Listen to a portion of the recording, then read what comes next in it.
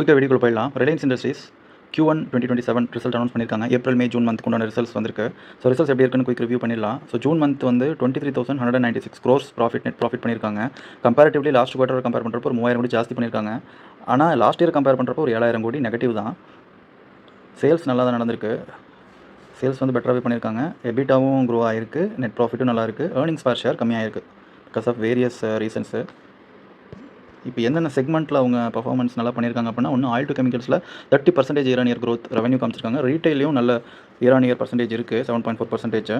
தென் இதில் digital services ஜியோலையும் வந்து around 11.8% year on year revenue increase ஆகிருக்கு. இந்த ரிலையன்ஸ் இண்டஸ்ட்ரீஸ் வந்து ஆல் டைம் இதோட ட்ரெண்டு பாருங்கள்.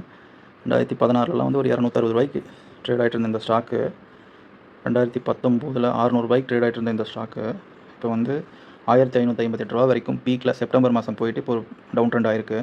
இந்த ஸ்டாக் வந்து இயர்லி பார்க்குறப்ப 23ல் 11% ப்ராஃபிட் பண்ணியிருக்காங்க, 24ல் 6% ப்ராஃபிட் பண்ணியிருக்காங்க, 25ல் வெறும் 2%, 26ல் 18%.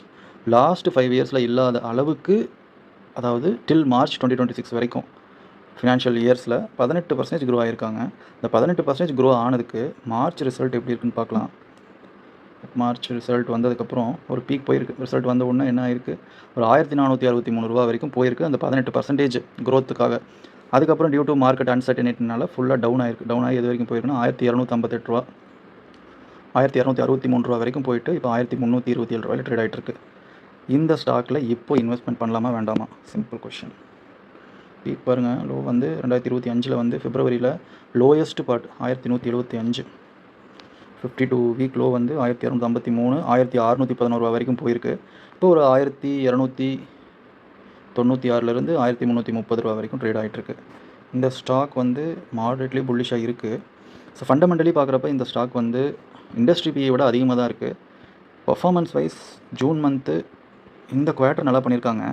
ஷேர் ஹோல்டிங் பேட்டர்ன் பார்க்குறப்ப ஈவன் ப்ரொமோட்டர்ஸ் கம்மி பண்ணியிருக்காங்க, எஃப்ஐஐஸ் 1% கம்மி பண்ணியிருக்காங்க, ரீட்டைல் கம்மி பண்ணியிருக்காங்க, டிஐஐஸ் இன்க்ரீஸ் பண்ணியிருக்காங்க, மியூச்சுவல் ஃபண்ட்ஸ் இன்க்ரீஸ் பண்ணியிருக்காங்க. மேஜர் ரீசன் வந்து இதில் எஃப்ஐஐஸ் எல்லாம் வந்து ஒரு 119லேருந்து 18, ஸோ ஒரு 0.5% கம்மி ஆகிட்டுருக்கு. இதில் பெருசாக வந்து இன்வெஸ்ட்மெண்ட்ஸ் எதுவும் நடக்கலை.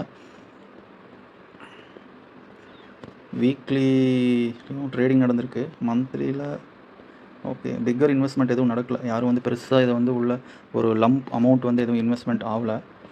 ஸோ இந்த ஸ்டாக் வந்து 1315 ரூபாயில் இருக்குது.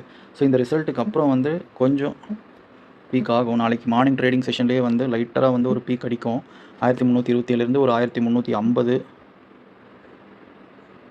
1367 வரைக்கும் போகும். அதுக்கப்புறம் எகைன் இது வந்து டவுன் ட்ரெண்டு தான், பெருசாக இதில் சேஞ்சஸ் வராது. ஸோ ரொம்ப காஷியஸாக இதில் இன்வெஸ்ட்மெண்ட் பண்ணுங்கள். இதில் வந்து நமக்கு பெட்டராக ஏதாவது இருக்குது, இது வந்து நமக்கு இன்வெஸ்ட்மெண்ட் பாயிண்ட் ஆஃப் வியூவில் நமக்கு இந்த ஸ்டாக் வந்து